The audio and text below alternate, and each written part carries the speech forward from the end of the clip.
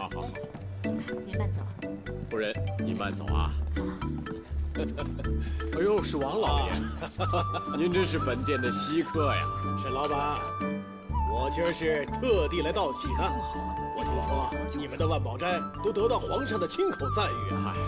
哎呀，这前景不可限量啊！多谢王老爷，承蒙您的金口了。来人呐，赶紧给王老爷奉茶啊！王老爷，请。王夫人，您来的正好，我们店里刚打造出一批凤钗，我拿给您看看。好。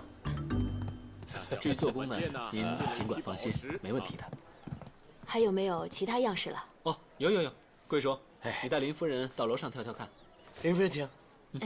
好，请。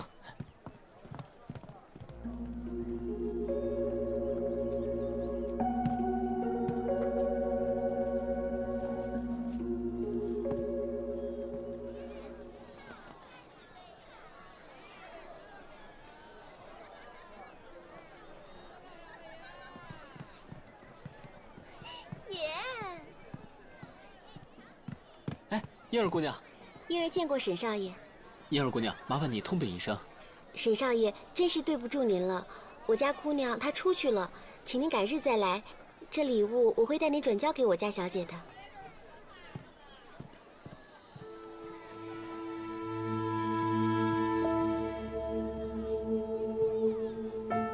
姑娘，你看，这是我费尽心思才为你选这是沈家少爷送给您的，放在那儿吧。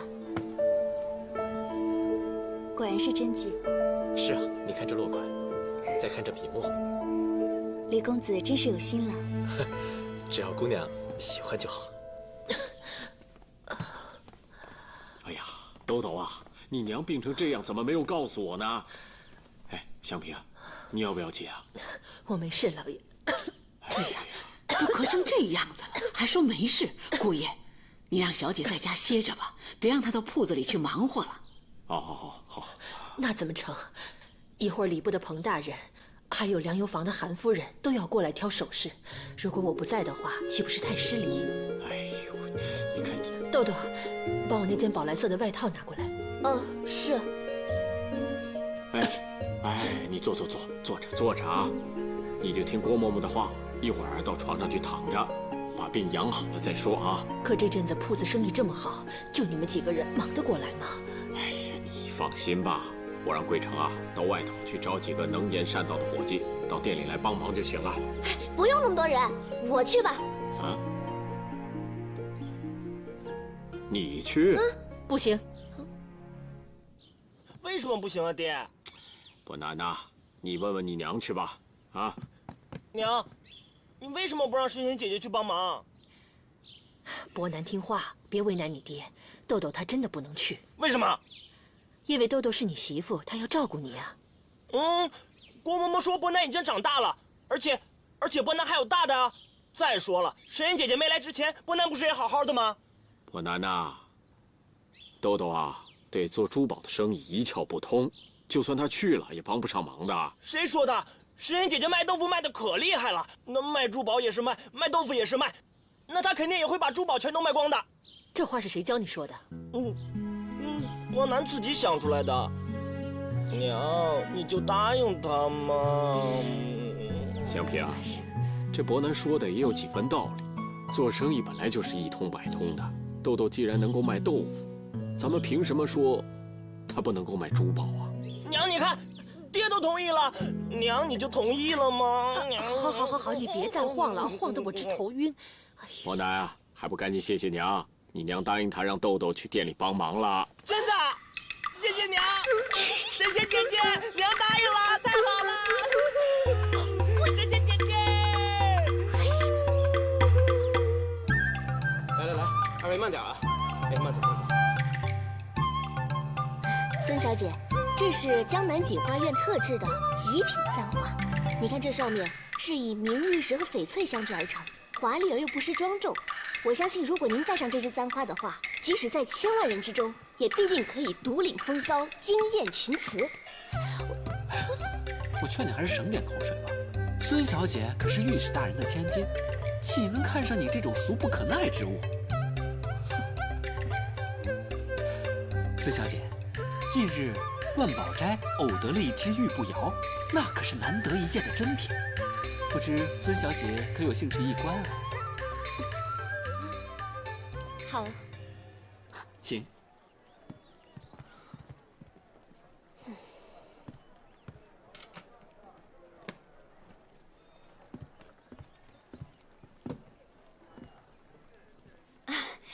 夫人您好，请问您今天想买些什么样的款式啊？啊，今天我是刚好路过，进来随便看看。啊，那我给您拿些新来的款式吧。哎呀，稀客稀客，贵叔啊，郭夫人好久没来了吧？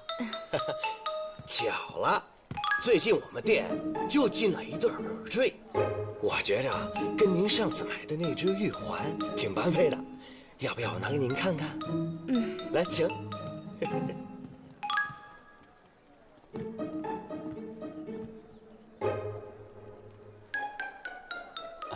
怎么样，不错吧？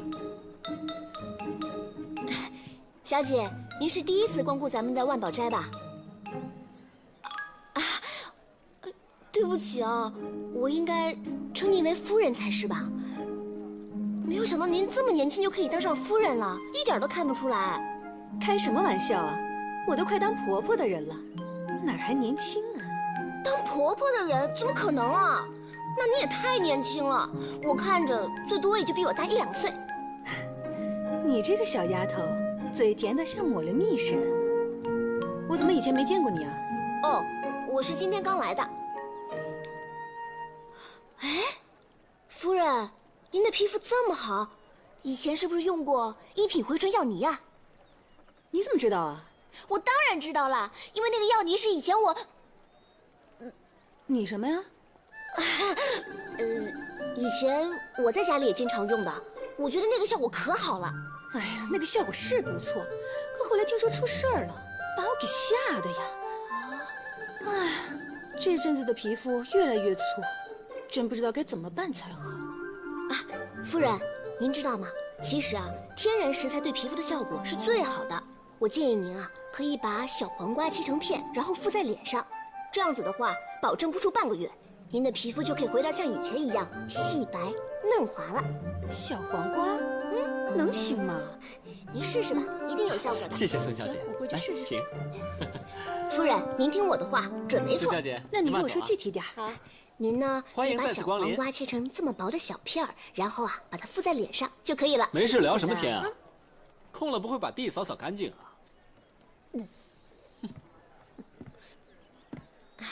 夫人，您看我光顾着跟您说话了，来，里面请。好吧。郭夫人您慢走。跟这种女人有什么可聊的？挑三拣四又什么都不买，简直是浪费时间嘛！有本事你把刚才的话给我再说一遍。我没说什么。你刚才明明你……韩夫人，您大驾光临，本店真是荣幸之至，还不赶紧给韩夫人沏壶好茶过来？你少跟我来这套。今天这小子要是不把刚才的话给我拖回去，我就坐在这儿，我不走了。韩夫人，你不要发这么大的火嘛！女人生气是会长很多皱纹的，消消气吧啊！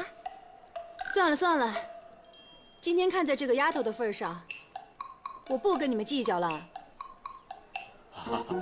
谢谢韩夫人，谢谢聊了半韩夫人天，。我还不知道你叫什么呢。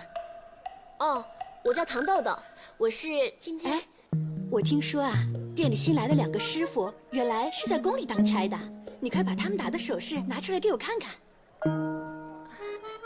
啊，好啊，那咱们先上2楼吧。好，走。你还愣着干什么呀？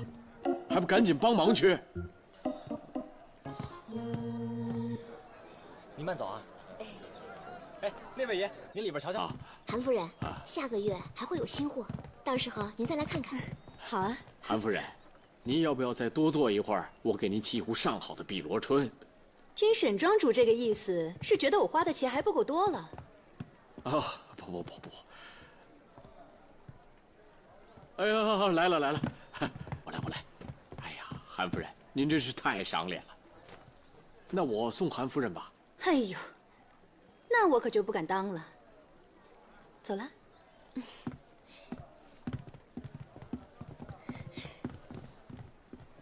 韩夫人，您慢走啊，欢迎下次光临。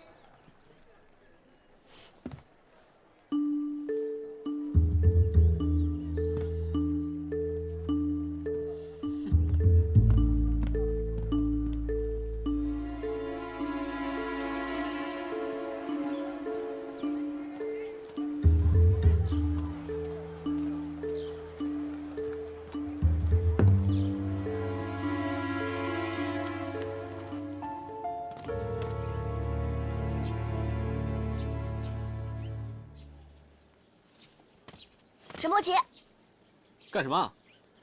我怎么没瞧出来？原来你比别人多一只手啊！你胡说什么呢？我胡说？我是不是胡说？你心里应该很清楚吧？我刚才明明看到你把那只玉镯子……是又怎么样？关你什么事？让开！哎，好啊，我现在就去告诉爹。你敢？有种你试试！怎么，你想打我呀？打？但是我告诉你，如果你敢动我一根汗毛的话，我会让你吃不了兜着走。好，唐豆，你给我听清楚，这万宝斋以后都是我的，轮不到你在这瞎管闲事。沈伯奇，那你也给我听清楚了，就算你把整个万宝斋都偷光了，我也不会多管闲事的。但是，请你以后对我稍微好一点，要不然你看我敢不敢去告诉爹？哼！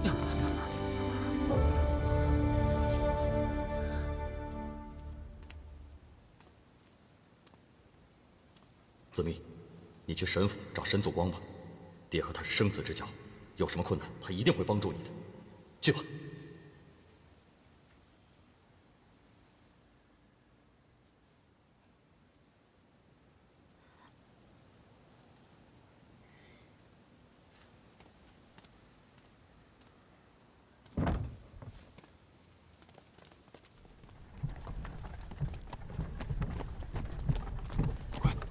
老爷，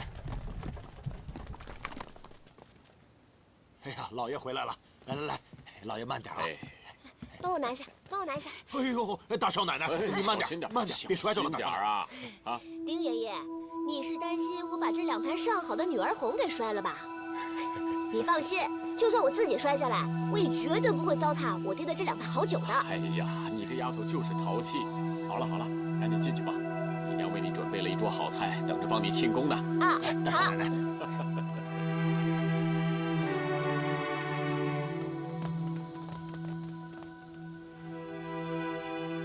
大少奶奶，大少奶奶，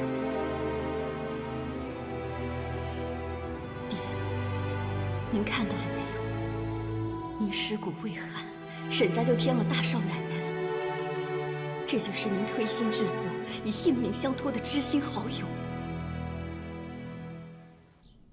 豆豆啊，真行啊！头一天上工就能做成这么一大笔买卖。神仙姐姐可厉害了，神仙姐姐把珠宝都卖掉了，对不对？大哥，你还真把万宝斋当成豆腐店了？都是做生意，卖豆腐是卖。伯南啊，虽然豆豆他没把珠宝卖光，不过却替万宝斋抓到了一个大客户。这位韩夫人可是出了名的挑剔，每一次来到万宝斋就挑三拣四的，大伙儿一见到她就头疼，尤其是伯奇，一见到她就想躲。我哪有躲她？我只是不愿意跟这女人一般见识。哎，伯奇啊，做生意讲究的是以和为贵，就算韩夫人再难处，你也不能够出言不逊。幸亏啊，有你大嫂为你解围，否则人家韩夫人还能饶得了你？饶不了你！嫂嫂，素兰谢过嫂嫂。要你啰嗦。姑爷，这其实不能全怪伯奇少爷。郭嬷嬷叫他伯奇，别总是大少爷、二少爷的叫。论年纪，论辈分，你比我们2个都年长，再这么叫下去啊，可折了孩子们的寿啊！哦，不叫不叫，我以后再也不敢叫了。可是姑爷，真的不能全怪伯奇少爷，他只是要好心切，说话冲了一点嘛。豆豆啊，你说说看，你究竟是怎么留下这些客人的？其实这和卖豆腐没有什么两样，不管是1块、1板还是1扁担，如果想要他们掏银子，那就得让他们听到好听的话。神仙姐姐说的对，卖豆腐跟卖珠宝是一样的。其实说到底啊，就是投其所好。如果说你遇到年纪大一点的大爷或者大叔，你呢就夸他，子孝孙贤，绝对没有错。如果说遇到年纪大一点的女人呢，你就夸她皮肤好，又细又白，那她自然就会高兴的不得了了。爹，这个伯南也学会了，伯南也会夸人。郭嬷嬷，郭嬷嬷，你看起来好年轻啊，皮肤又细又白，像豆腐一样。伯南少爷，你拿我这老太婆开玩笑啊？你看，郭嬷嬷笑了，郭嬷嬷笑了。好了，豆豆啊，你继续说。开门做生意呢，就是要以诚信为本，货真价实。只要是这样子的话呢，自然就会得到客人们的青睐。这就像我们一品豆腐店一样，绝对不加一点点的水，所以做出来的豆腐呢，鲜嫩可口，特别香醇。然后等到客人上门的时候，你再多说一些好话，哄他高兴，把他当成自己的好朋友。久而久之啊，路程不管多远，他们都会成为你的老主顾的。说得好。爹，要不我们把万宝斋关了吧，开家豆腐店算了。啊？哎，我说大嫂，大哥这主意还真是不错啊。要不咱们就开一个一品豆腐店，你来卖。好呀，好呀，好呀！哎，好呀，好呀！大少奶奶，您就真的开一个吧。你看我的皮肤都该保养了，你开了那个回春药，您就多卖一点，好不好？没问题啊。那要不然这样，伯奇啊，咱俩合计合计，开一家豆腐店。我负责做豆腐，你呢每天负责到街上去叫卖。这样子的话，你就可以有理由去连香阁了。怎么样，大嫂待你不薄吧？伯奇啊，你呀可得跟你大嫂学习学习，什么叫做经商之道，听见没有啊？知道了，爹。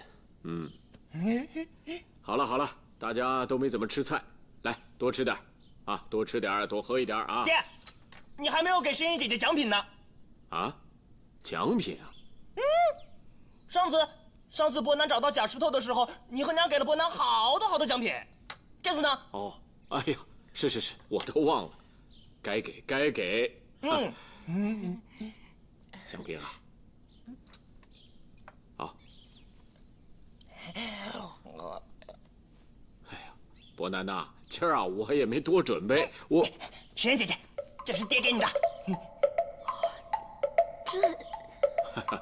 拿着呀，这是你的奖品。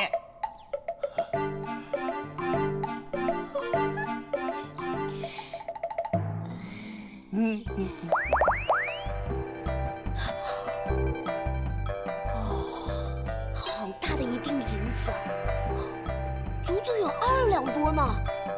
这可是比我在豆腐店卖1个月的豆腐赚的都多呢。有钱人家就是出手不一样。不简单呐，豆豆，你呀替咱们万宝斋立下一件大功啊！爹，韩夫人在咱们家店花了多少银子啊？3600两。3600两？爹，你不是在开玩笑吧？就是3600两，人家韩夫人可是咱们京城首富韩老爷的夫人，就这么点银子，对他们来说算不了什么啊。3600两，那得开多少家豆腐店呢？我的天哪！我这辈子拼了老命，加上下辈子，加上下辈子，也赚不了这么多的钱呢。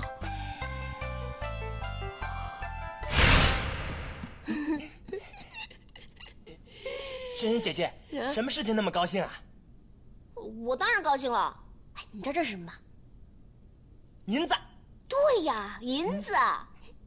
照这样下去的话，1年以后，等我离开沈家庄的时候，我就又可以开一家豆腐店了。神仙姐姐，神仙姐姐，不要再想银子了，我有一个东西要送给你，你把眼睛闭上。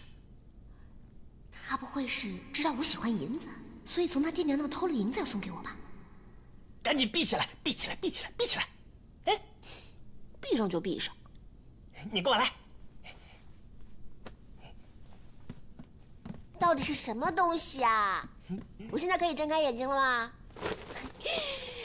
看，这是什么呀？这是我让丁爷爷特地去买的，神仙姐姐一定很喜欢。看，这个给你，小紫、小黄、小绿，赫赫。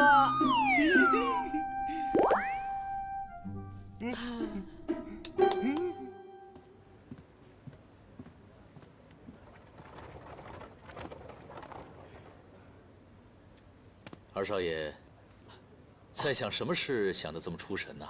苏老板，哎，二少爷，我听说最近万宝斋生意大好，想必应接不暇，没有空欣赏旭儿的舞姿了吧？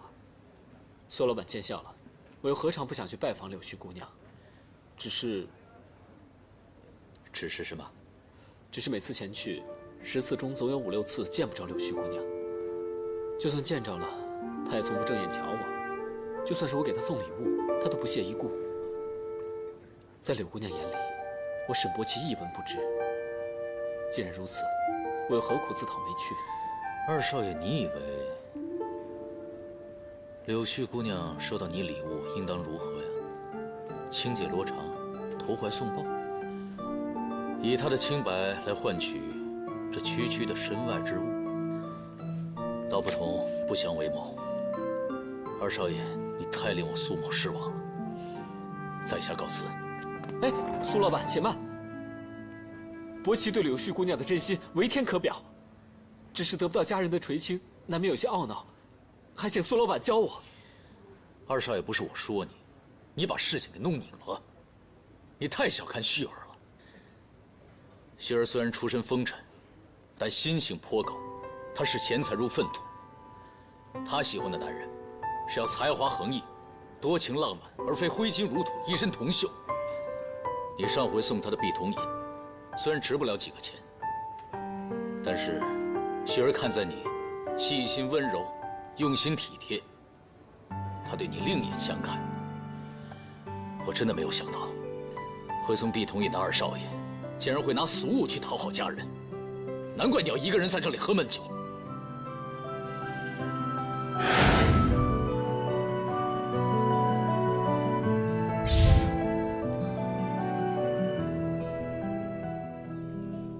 林夫人，您看这幅画画得多好呀！山是山，水是水，人是人的。俗话说得好，画呢讲究的就是意境。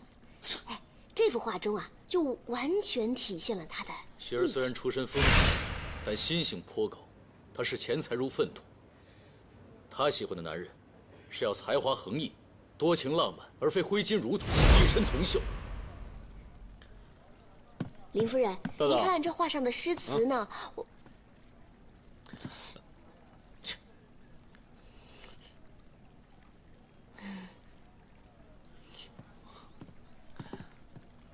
林夫人，您注意到这画上的诗词了吗？千云叠耸翠，向晚意成风。独留不忍去，深山何处钟？深山何处钟？这画里哪有钟啊？没错，它妙就妙在这画上根本就没有钟。但是您看这和尚，他正在侧耳倾听。请问这深山里面有什么样的声音能吸引这么一位和尚呢？当然是庙里的钟声。对了，画上无钟，可是有钟声吸引和尚倾听，不正是深山何处钟吗？少东家，你说的太好了，这画真有意思。赏画就是要赏它的意境，如果他画什么就说什么，也就领略不到它的精髓了。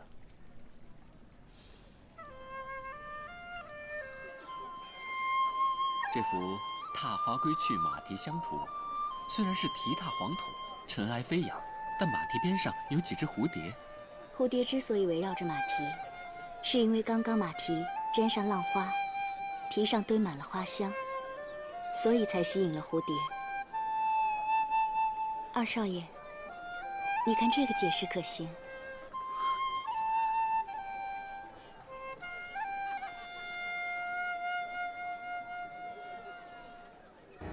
这么快就找到宝物了？侯爷您别心急，沈家岂会将上天敕令如此轻易公诸于世？那你把它拿来干什么？放长线钓大鱼，为下一步行动做准备。什么意思？学生带这幅画来，是要让侯爷明白，学生已经在沈家内部埋下棋子，不久他们会自动把卷轴送上门来。心呀，不是我说你，你这个人做事太婆婆妈妈、瞻前顾后了。不知侯爷为何事所不悦？还不是因为上次在金殿上小皇帝拿剑追杀我那档子事。现在弄得满朝的文武大臣都以为我快倒台了，每次见到我的面也不像以前那样毕恭毕敬，差点活活把本侯给气死。侯爷，这不正好吗？不妨趁这个机会，看看谁是忠于侯爷你的。先把他们搁在一边吧。侯爷，学生这会儿要出京办件大事，待回来再对这帮手鼠小人迎头痛击，让他们看一看背叛侯爷的后果。哎，当心当心当心当心！哎呀，爷这边！大少奶奶、二少奶奶，来来，快把药喝了。喝药？我又没有生病，为什么要喝药啊？这是我让简大夫给你们俩特地配的补药。补药？啊？什么补药啊？你们俩进门有些日子了，尤其是二少奶奶，结婚都快3年了，还没有消息，不补补身子怎么行啊？你在说什么啊？我怎么听不懂啊？什么消息啊？不要问那么多了，叫你喝你就喝啊！素兰，喝，我不喝。哎，不喝不行啊！大少奶奶乖啊，快喝了它。说了我不要喝。哎呀，你，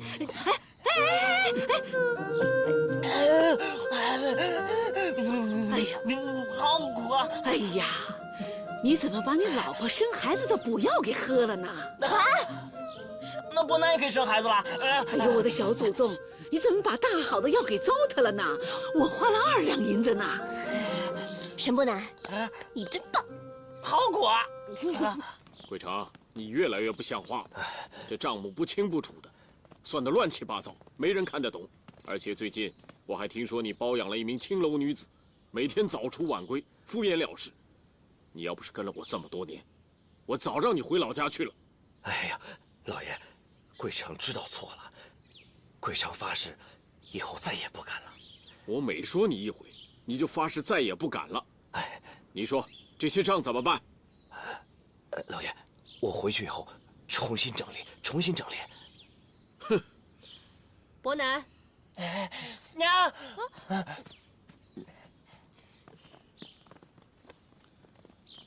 娘，伯南刚刚喝的药好苦啊！嬷嬷，刚才发生什么事了？你快告诉我。他把帮他老婆生孩子的药给喝了。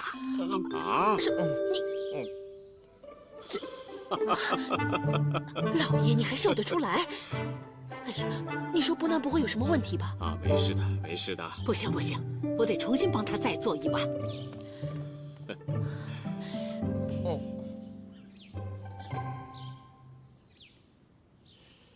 豆豆啊，啊，你过来。去啊！哦，爹。爹想知道，你会不会算账啊？会呀，我从小就特别喜欢记账，要不然的话，我们家也不可能从豆腐店里攒下一笔银子，给我爹开学馆，教那些孩子们念书啊。那好，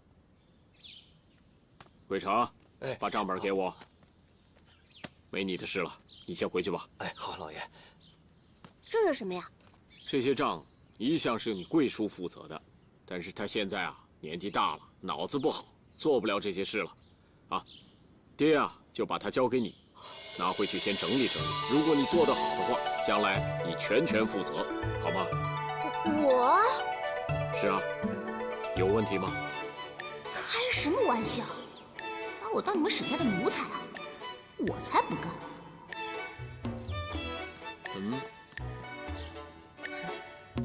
爹，那你要神仙姐姐替你算账，你会给她银子吗？当然有了，只要豆豆做得好啊，将来爹一定会给他更多的银子。神仙姐姐，快拿着，快拿着，赚银子，赚银子！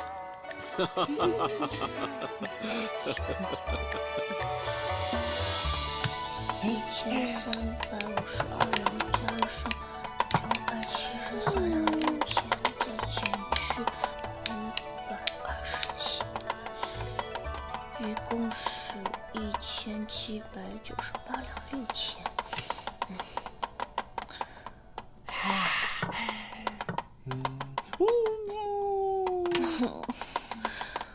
这要算到什么时候去啊？还有这么多，不行，为了银子，拼命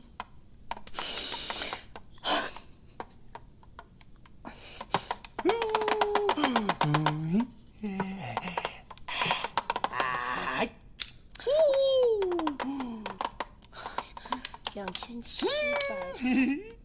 沈波南，你没有看见我在忙吗？你安静点。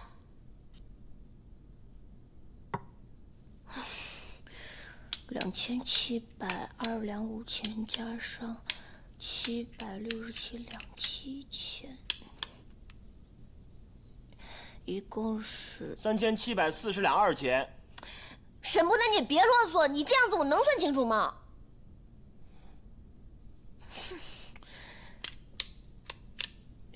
一共是3000。沈波南，你刚才说了什么？我让你再说一遍，你刚才说了什么？3470两2钱。3470两2钱。沈波南，沈波南，你怎么知道答案的啊？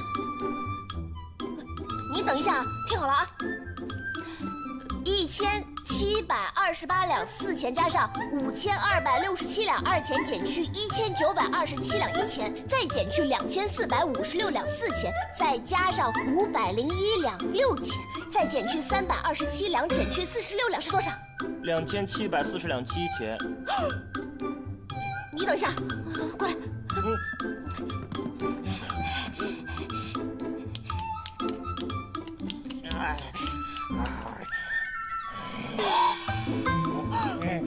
沈波南，原来你一直是在装傻呀！从来都不傻呀。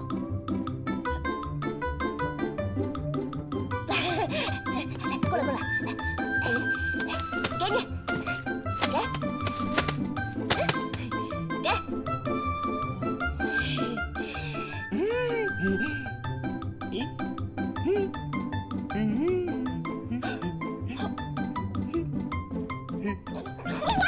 你在干什么？给甜甜画画呀。你是存心来捣乱的，是不是？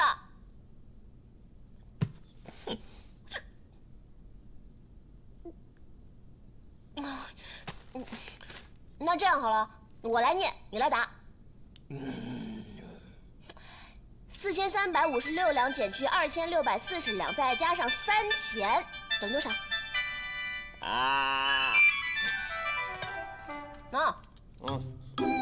多少？等于1716两3钱。啊，1716两3钱。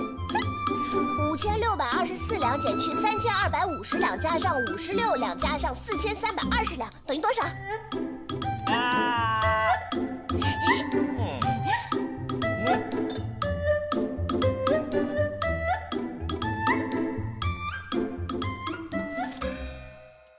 你说什么？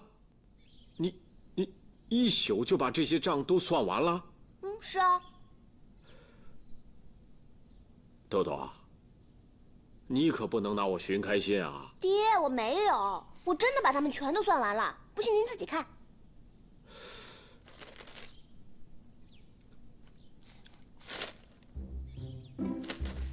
哟，还真是全都对了哈！你是怎么做到的？哎，豆豆，你该不是找外人帮的忙吧？这可是我们万宝斋全部的家底儿啊，你可不能泄露出去啊！爹，您就放心吧，这些数据绝对不会让别人知道的。你的意思是，这些账全都是你一个人算的？当然了，都是我一个人做的。哎呦，太好了，豆豆，我真没想到你有这样的本事。待在豆腐店里面实在太委屈你了。来，这儿，账本你再拿回去帮我算一算，里头一些账都不清不楚的，你替我给算清楚啊。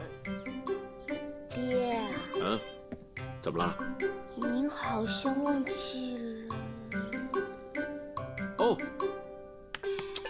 对了，叫我都忙忘了。来，拿着，拿着。哎呦，爹，不要了。哎，拿着。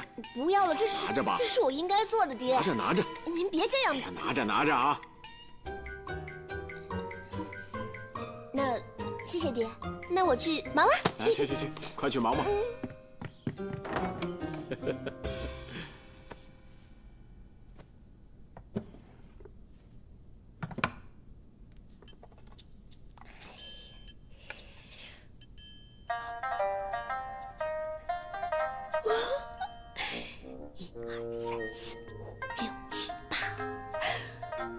今天这一锭的话，一共是9锭银子。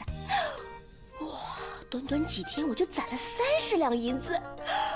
哇，那这样下去的话，我就要变成大富婆了。发财了，发财了，发财了，发财了！哎呀，糖豆豆，恭喜恭喜啊！恭喜你即将成为大富婆了！我是大富婆了！哎。你说沈庄主那么信任我，如果我在中间弄一点小小的手脚，那岂不是？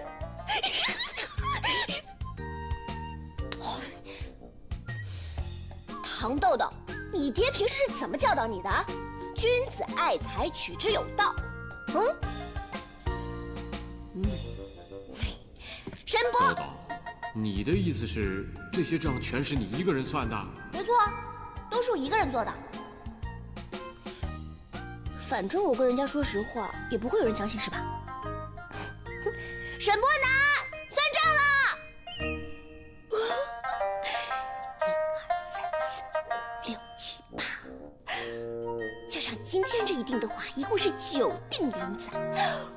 哇，短短几天我就攒了30两银子。哇，那这样下去的话，我就要变成大富婆了。哎。你说沈庄主那么信任我，如果我在中间弄一点小小的手脚，那岂不是？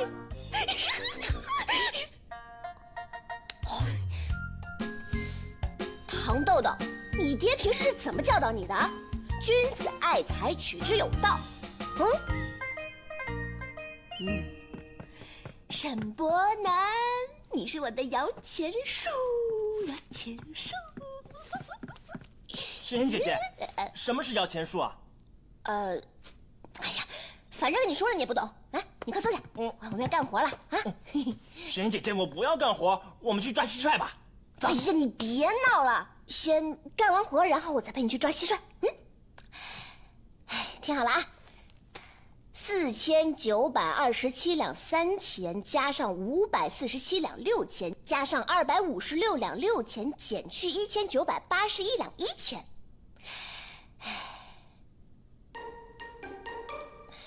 多少？多少？你怎么不说话呀？伯南要抓蟋蟀。今天不能抓蟋蟀。为什么不能？我说不能就是不能。我不管，我要抓蟋蟀！甩！我要抓蟋蟀！你吵死了！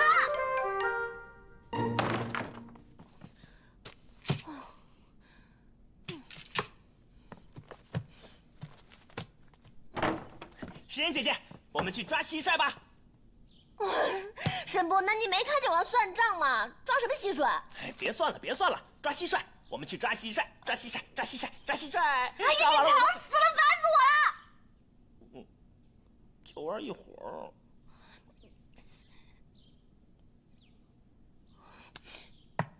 要不然这样吧，那只要你把这些书都背下来，我就陪你去抓蟋蟀，怎么样？真的吗？啊。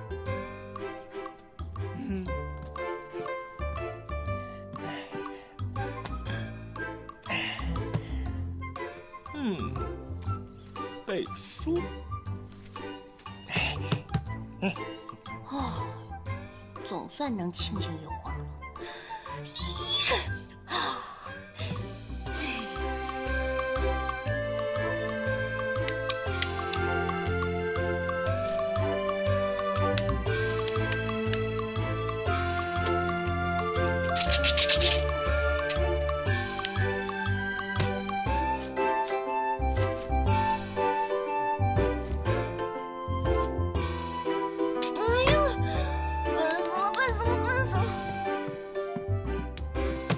姐姐，我都背好了。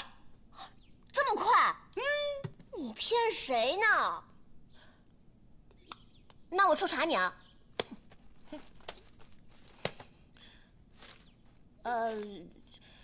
2个黄鹂鸣翠柳，一行白鹭上青天，窗含西岭千秋雪，门泊东吴万里船。嘿。千里莺啼绿映红，水村山郭酒旗风，南朝484，多少楼台烟雨中。我不跟你念诗，换一个。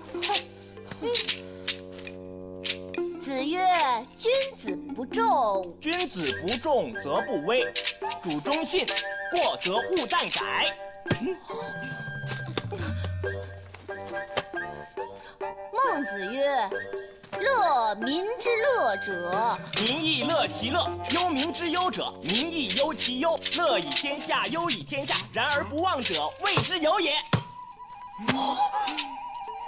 喂，我说沈伯南，你怎么变得这么聪明啊？平时说话的时候不都结结巴巴的吗？怎么背起书来这么流畅呢？豆豆、伯南，你们俩在聊什么呢？爹娘，神仙姐姐在教我背书呢。爹娘，我们2个在准备去抓蟋蟀。哎，是不是啊，伯南？对，神仙姐姐带我去抓蟋蟀。这是我发现的秘密，说不定哪天还能利用它替我赚进白花花的银子呢。我怎么能轻易就看死它？哦，伯南，我们走。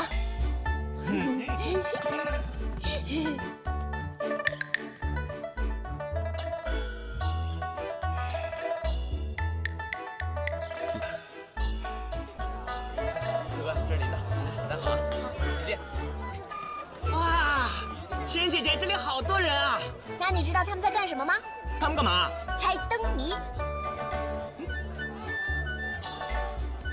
灯谜？沈伯南，你笑什么？难道你也会猜灯谜啊？特别会。真的假的？蜜饯黄连打一成语。同甘共苦。同甘共苦。哇，沈伯南，你猜对了！嘿，老板，猜对是不是有奖品啊？有。下一个。跷跷板。此起彼落。沈伯南，你好厉害啊！再来！哑巴打手势。不言而喻。哇，沈伯南，全都猜中了！老板，拿礼物。神仙姐姐，这边的礼物我全都赢光了，我们再去前面赢。到底是真傻假傻？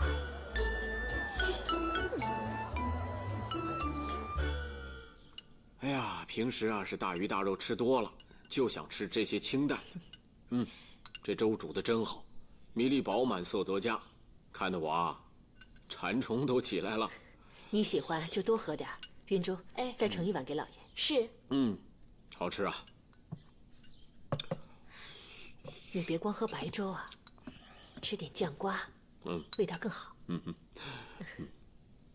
香萍啊，还是你最了解我，我平常就最喜欢吃这些清粥小菜了。你喜欢吃就好，那我就放心了。有人说，如果要得到一段好姻缘，就必须上辈子烧高香才能够得到。香萍啊，真是多亏了有你，我才能够心无旁骛的去打理家业。我沈祖光有妻如你，夫复何求啊？都老夫老妻了，还说这种肉麻的话。哎，谁敢说你老啊？啊，在我眼里，你永远是那么的年轻，那么的漂亮。还记得那一年，我们手拉着手，一起漫步在西湖边吗？那时候的你是多么的年轻啊！都不知道是哪一年的事了，你还记得那么清楚啊？哎，我当然记得清楚啊。我们去西湖玩了以后，回来之后，你就怀上了伯奇了吗？老爷，你别再说了，这些话要是让孩子们听到了，我的脸往哪儿放啊？爹，你在这儿啊？啊，伯奇啊，娘你也在。爹，广东来了批货，我得先到驿站去一下。哦，那你快去吧，多带点人手去帮你啊。好，知道了。等一下，你收完货之后要记得快点回家。今天是你岳父3周年的忌日，你别忘了要陪素兰回去扫墓祭祖。等到了素兰的娘家之后，记得带我和你爹向他兄嫂问好，千万别失了礼数。听说之前素兰的哥哥在咱们家粮铺管账，不小心扭伤了腰，一直在家休养，我担心他们生活困难。你到账房支10两银子，顺便带过去，表示一下我们的心意。知道了，娘。爹，娘，那我先走了。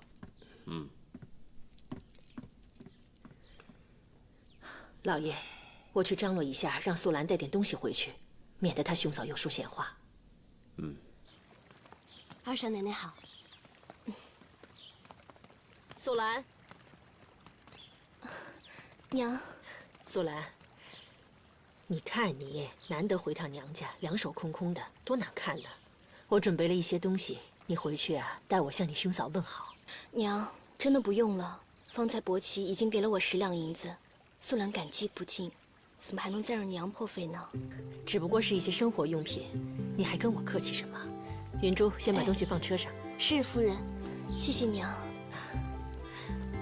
娘，素兰不冷。外面风大，你要当心，别着凉了。哎，你怎么没有戴耳环呢？这要是让你娘家人看到了，还以为是我们沈家欺负你了呢。娘，今天是我爹的忌日，素兰为表哀悼，故意没佩戴首饰的。就因为是你爹的忌日，你才应该打扮得漂漂亮亮的，这样让你爹看到才放心嘛。谢谢娘。快点去吧，耽误了时辰可不好。娘，那我先走了。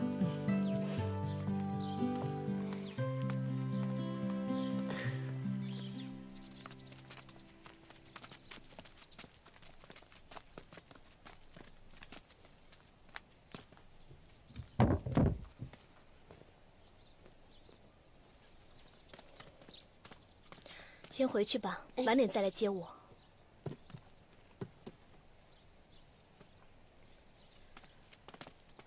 走吧。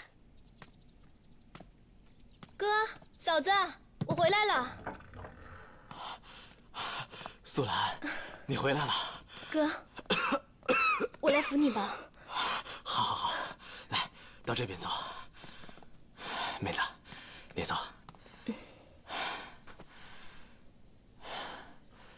哎，伯奇呢？他没跟你一起回来呀？爹让伯奇到驿站办事，完事之后跟我们在墓园会合。哥，你的气色怎么还这么差？有没有找大夫来看过？他怎么说？看是看了，这药啊也吃了几10贴，就是这病啊不见好转。我真恨这身子骨啊，一点都不长进。哎，这家呀，迟早被我拖垮。哥，不要这么说。生病了就应该好好休息。钱的事儿，我会想办法的。哎，素兰呐，我说你婆婆实在是太不够意思了啊！这媳妇儿回门就让她带一些这么不值钱的破烂玩意儿回来。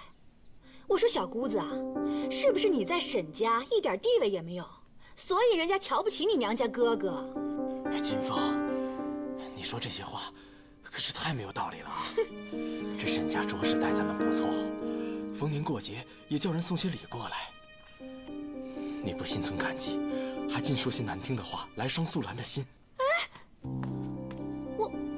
我伤她的心？哎，那我的心呢？你们怎么不问问我的心被伤成什么样子了？素兰，你看看这个家，你看看这个家，已经穷得快揭不开锅了。还沈家富得流油，偶尔接济下怎么了？还有你白文清，居然说我说话伤人是吧？啊，我看你是向天借个胆子，活得不耐烦了吧你？嫂子，国旗让我带回点银子给你们。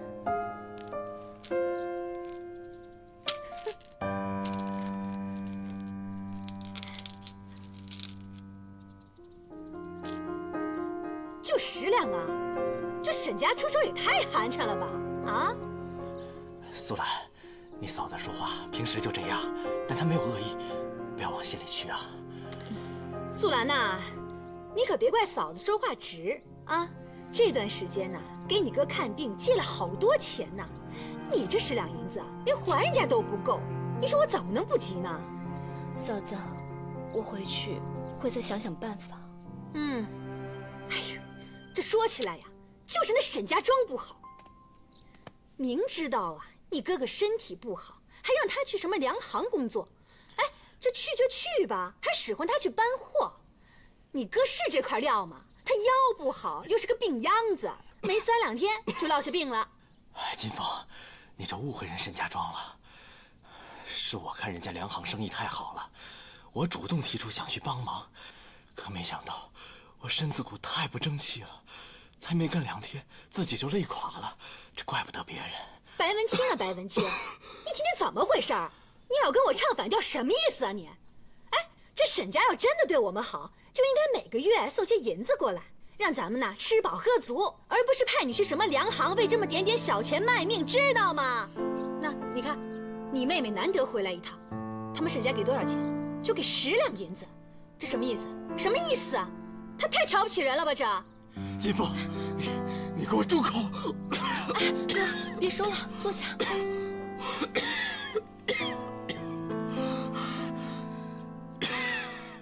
嫂子，都怪素兰想的不够周到。等回去之后，我再跟我婆婆说说，请她送点银子过来，好吗？嗯，好吧。素兰呐，其实听你说这些话呢，我心里已经舒服好多了。哟，素兰呐，这么漂亮的耳环呢，是你婆婆送的吧？摘下来给我看看，摘下来给我看看嘛。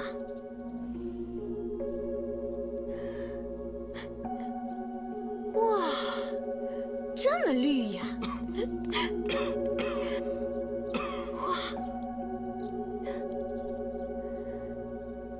哇，真是太漂亮了！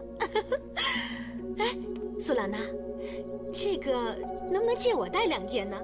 我乡下妹子成亲，我正好带回去，顺便呢也给你哥争点面子，行不行？嫂子，真的不行，这个耳环是我婆婆的，她只是借我戴而已。我有说问你要吗？我说是问你借嘛，过2天就还你了。嫂子，您别为难我了，真的不行。我呸！你不借就不借嘛，你说那么多借口干嘛呀？这，我会稀罕这东西吗？我根本就不稀罕，我多得要命，我不稀罕。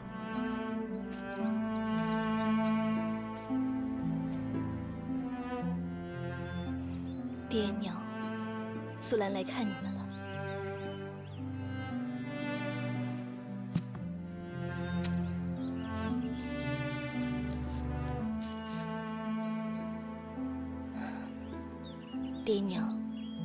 来大哥也要过来看你们的，但是因为身体不适，就没能过来给你们上香。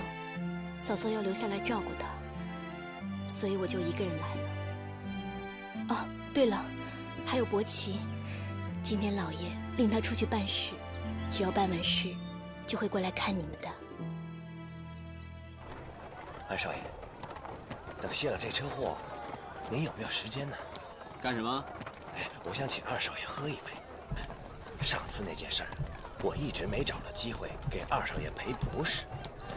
您说我都这把年纪了，怎么还会上那种当？您大人有大量，别跟我一般见识啊！要不，咱们就约在莲香阁，您看怎么样？改天吧，我今天有事儿。好嘞。动作都快点啊！是。哎，二少爷，前面那好像是柳絮姑娘的轿子。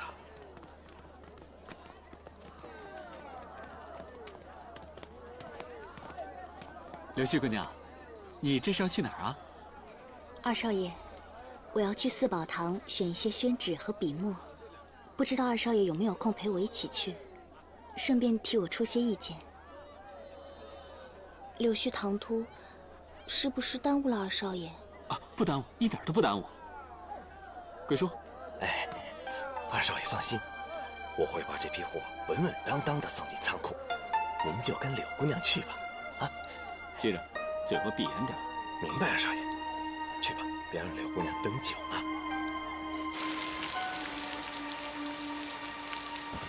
二少爷，请满饮此杯。请。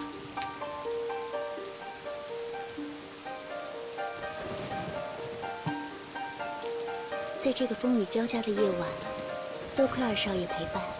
柳姑娘千万别这么说，能与佳人同游，伯奇三生有幸。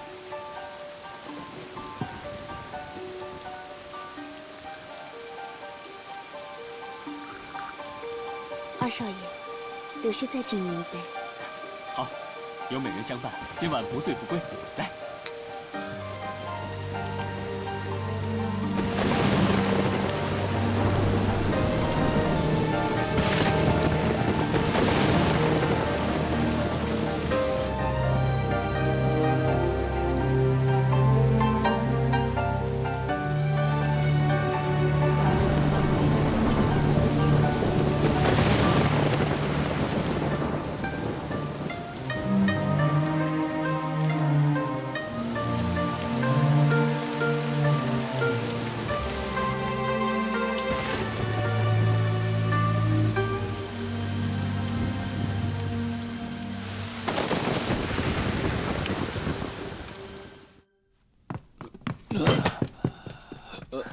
伯奇，怎么喝这么多酒？来，喝点水。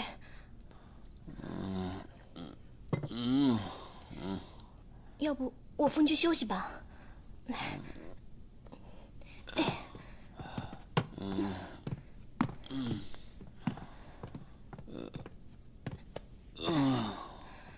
我去给你打盆水，洗个脸吧。不要走，不要走。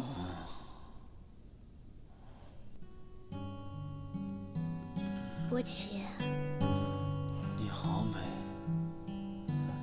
好美。你胡说什么呢？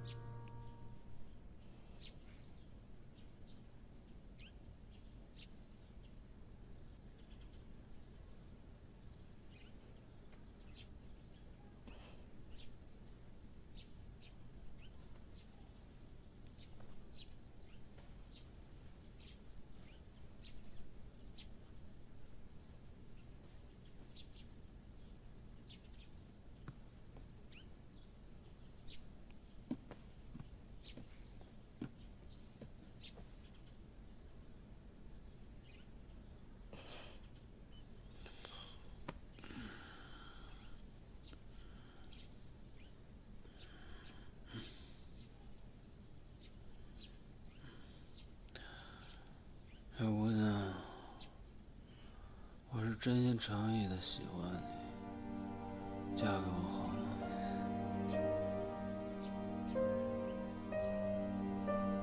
六姑娘，嫁给我吧。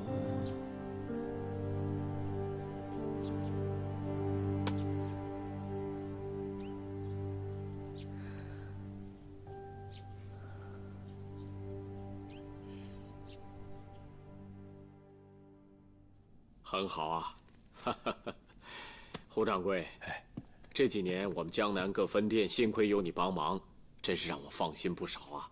都是东家指导有方，我只是听命行事罢了。哦，对了，刚才你提到了王员外，是哪位王员外啊？王成王员外。哦，我听说这个人非常有本事，而且这几年他找到了不少稀世的珍宝，怪不得他的生意做得红红火火的。可不是嘛，上个月王员外刚从南阳回来，这次更是不得了啊！除了数百件稀世珍宝之外，还有一件完美无缺的原矿石材。老实说，我做了一辈子的珠宝，还从没见过这么漂亮的石头。哦，你说的是真的啊？那它开价如何？开是开了，开得太高，小的不敢擅自做主。东家，您抽空去看看。好，我听说这个人重守诺讲信用，我是应该去找他好好的谈一谈。我不答应。哎呀，香萍啊，我晓得你不放心我，但你也知道，自从咱们万宝斋成为皇商之后，这生意一下子提高了3成。如果不能够保证货源无缺的话，我们怎么能够留住老客户呢？老爷，难道你忘了3年前你去云贵做生意，一不小心染上了疫疾，差点就命丧异乡？当时简大夫已经再三叮咛你，今后不能再长途跋涉。对我来说，生意固然重要，但您的健康更加重要。我情愿跟着你粗茶淡饭的过一辈子，都不想让你再去冒险。哎呀，但我已经答应了胡掌柜，如果不去的话，这怎么能够食言不去呢？食言就食言了，大不了不做这桩生意了。老爷，您是一家之主，万一路上有个什么意外，万宝斋怎么办？这么大的沈家庄怎么办？你不好意思跟胡掌柜去说，我去说。哎，香萍啊，姑爷，不如让伯奇少爷替你走一趟吧。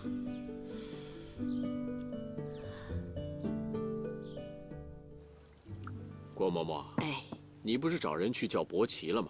怎么还没来啊？应该快了吧？姑爷，喝杯茶吧。哎呀，这孩子最近在忙什么？总是见不着人。怎么会呢？我刚才还看见他在书房里读书呢。读书啊？他能那么用功吗？骗骗外人得了，真要碰上行家，还不立刻就露了馅儿了？姑爷，您也太小瞧伯奇少爷了。嬷嬷，老爷说一句你回一句，让下人看到，这像话吗？哎，香萍啊，郭嬷嬷是你的奶娘，又是咱们家的长辈，说我几句算不了什么。姑爷，小姐说的对，家有家规，是我老太婆太冒失了。好了，郭嬷嬷，你去看云珠找到伯奇没有？哎，香萍啊，郭嬷嬷又没说什么，你对她也太苛责了一些了。我只是看不惯她事事都护着伯奇，这样会宠坏她的吗？哎，这伯奇啊，最近还算听话了。这几天啊，店里头的生意忙，要不是有他顶着，我一个人根本就忙不过来。其实老天爷已经算是对我不薄了，赐给我3个儿子，如果他们每一个人都能够替我分担一些，我早就可以放下工作，在家含饴弄孙了。哎，我原本还以为伯南能够克少祈求，继承咱们沈家的家业，没想到却摔坏了脑子。而伯刚虽然聪明，但整天只知道游山玩水，对家里头的生意向来不闻不问。咱们这3个儿子，也就剩下伯奇了。虽然说他资质有限，但若肯用心的话，还能够补其不足。所以我对他难免有些苛责了些。没想到反倒让他做起事来绑手绑脚的。诗人姐姐，等你把账算好了，我问爹要更多的银子给你。千万要记得啊！等我有了钱，就给你买个糖葫芦吃。好哎，好哎。哎，你不是要减肥吗？我吃完了就减。大大，哎，二少爷，有没有看到我爹？老爷他就在那边。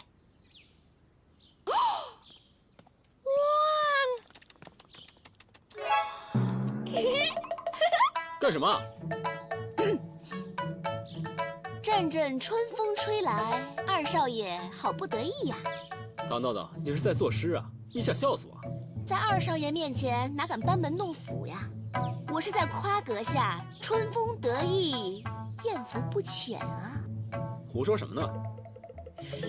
有一句话不知道你听没听说过，最难消受美人恩。不难听过。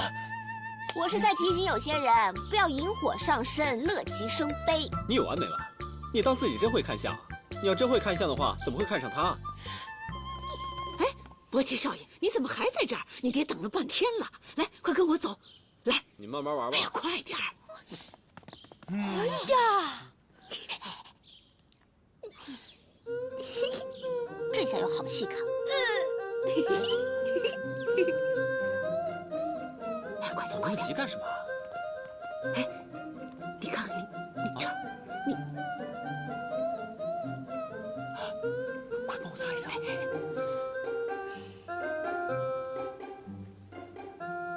郭嬷嬷，啊，嘟嘟囔囔的跟伯奇说些什么呢？没什么，没什么。伯奇，你过来。擦掉了吧？爹，你找有事啊？啊，明天啊，我想安排你帮我跑一趟杭州，你让素兰呢？爹，这些账我都做好了。哦，好好好。爹，账做好了，该给神仙姐姐银子了。你放心吧，爹会给的，你先别着急。大大，去厨房端一点酸梅汤过来。好嘞，我最爱去厨房了。波南也去。好，银子别忘了啊。嘿，你放心吧，快去，爹会记住的。啊，豆豆，你先等我一会儿，我跟伯奇交代一些事啊。哦，伯奇啊，你最近究竟在忙什么？总是不见人影啊。哦，爹，那个我忙着在跟朋友谈生意。什么朋友？我认不认识啊？就是四川那个赵员外，还有金玉堂的邵东家，还有那个翡翠庄的那个徐管家。奇怪了，好大的一股酒味儿啊！爹，您中午喝酒了？没有啊，大白天的，爹怎么会喝酒呢？哎，那就不对了，我明明就闻到了一股酒味儿啊！你别说话。而且这个酒味儿里面还夹杂着一股很浓的香粉味儿，太难闻了。哦，八成这是一只千年狐狸精吧？闭嘴！你再敢说！伯奇啊，你吩咐素兰帮你准备行李，明天一大早替我去一趟杭州。啊？今天晚上早点睡，别再出去了啊！爹，去杭州干什么？咱们江南的分店要进一批宝石，你替我去看看值不值得买。不行啊，爹，这阵子京城定做百花头饰的数量是往常的好几倍，我得负责监造，我走不开啊。是啊，那怎么办呀？杭州？你哪来那么多理由啊？让你去你就去了？是啊，是啊，你爹让你去你就去嘛，头饰的事情找别人不就行了？不行啊，这次制作的图案非常的繁复和琐碎，交给别人我不放心。爹，要不您再想想其他办法吧。但这一时半会儿的，我让谁去才好啊？我去。既然伯奇不去的话，我去好了。你？这怎么行呢？怎么不行啊？杭州是我的故乡，我对那里的风土人情最熟悉了。豆豆，你爹是要伯奇去杭州谈生意，要鉴定、还价、谈判、应酬，你行吗？娘，虽然说我不懂得鉴定，但是呢，江南分行有胡掌柜在，万宝斋除了爹以外呢，胡掌柜的资历最老，经验最丰富了。有他在，绝对错不了的。至于谈判和还价，那就让爹给我一个底线好了，我到时候见机行事。至于这应酬，我绝对不会比伯奇差的，我们两个酒量也差不多。爹，不信的话，你可以让我们两个比试一下。豆豆，你可别小看应酬这2个字，这里头的学问不小哦。爹，这个我知道，我刚才其实是跟您开玩笑的。我之前不是说过了吗？我从小到大是在杭州长大的，我对那里的人喜欢吃什么、喜欢玩什么、喜欢听什么话，我都了如指掌。所以说呢，我是占据了天时地利人和之便。爹，如果你让我去的话，我绝对不会让您丢脸的。姑爷，你别听大少奶奶胡说八道，她一个丫头片子懂得什么呀？伯奇，快告诉你爹，你明天去，我这就帮你收拾行李啊。等一等，豆豆啊，你真的能够保证能谈好这笔生意吗？这么说，爹，您是打算让我去了？老爷，豆豆才进门没多久，他什么都不懂。哎，豆豆最近在万宝斋打下手，他帮了不少的忙，我倒认为他还挺有经商的头脑的。但是她是个女儿家嘛。哎呀，女儿家又怎么样啊？在咱们大明朝，商务鼎盛，民风开放，有不少的闺阁女子均代表着家族经商，她们无论是胆识、手腕、技巧，皆不让须眉，甚至啊有过之而无不及哦。所以明天南下杭州，不妨就让豆豆去一趟吧。谢谢爹。爹，没什么事，我就先回去了。豆豆，你还不快去准备准备？是。伯奇，你等等我吧，等等我。有什么话你就快说，我还赶着出门呢。你这孩子，这么好的机会怎么能够不把握住呢？你知不知道你去杭州意味着什么？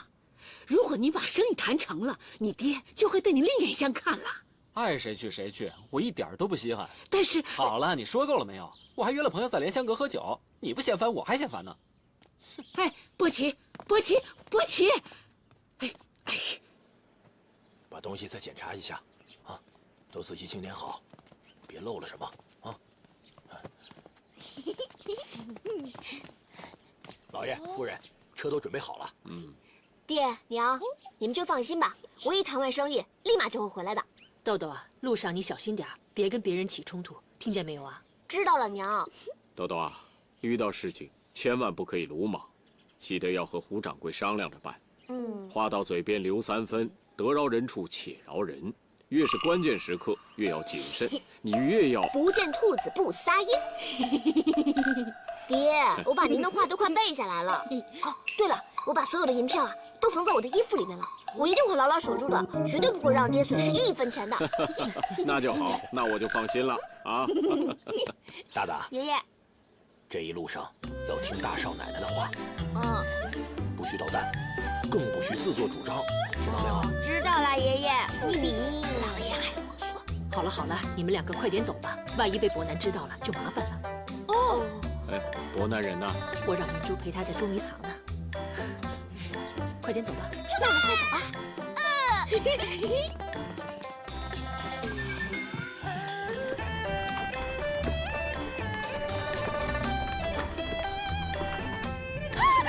沈伯南，你太过分了！你居然敢躲在车上！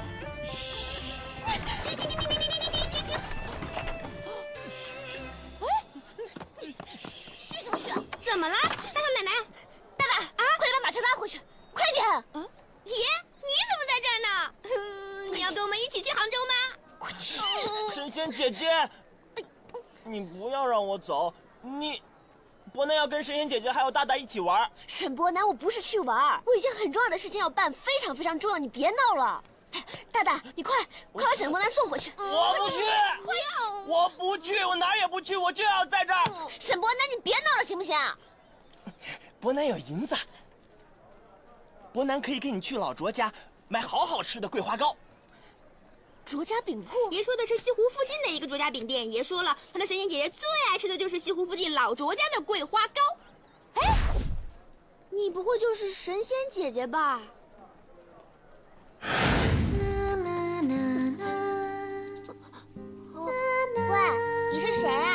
妈跑到我挖的洞里来。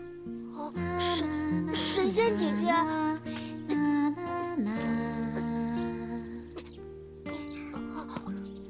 谢谢你，神仙姐姐。你光说谢有什么用啊？我请神仙姐姐吃桂花糕。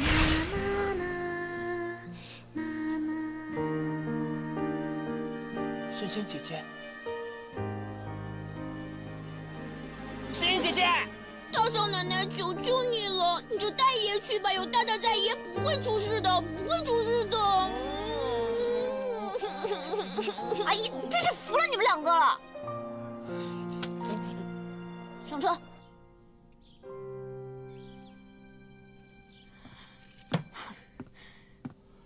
老爷。啊，老爷，香萍，这是豆豆差人送回来的字条，你看看。